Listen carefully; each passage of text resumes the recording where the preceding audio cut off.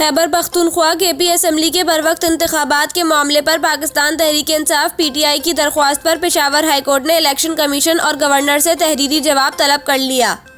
Peshawar high court में KP assembly के बरवक्त इंतखाबात के लिए पीटीआई की दरख्वास्त की समाअत हुई। पीटीआई रहनुमा आजम सवाती, असद कैसर, शिबली फराज और शाह फरमान अदालत में पेश हुए। सूबाई एडवोकेट जनरल ने अदालत को बताया कि चीफ सेक्रेटरी ने आज जवाब जमा किया है।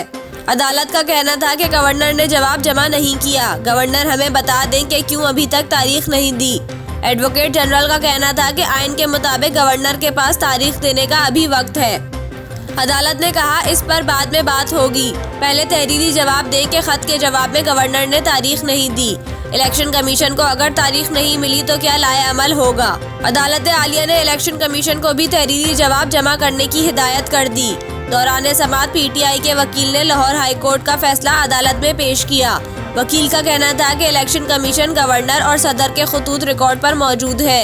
गवर्नर बहाने बनाकर तारीख नहीं देना चाहते हैं। अदालत ने इलेक्शन कमीशन और गवर्नर से तहरीरी जवाब तलब करते हुए जुमेरात तक समाअत मुलतवी कर दी।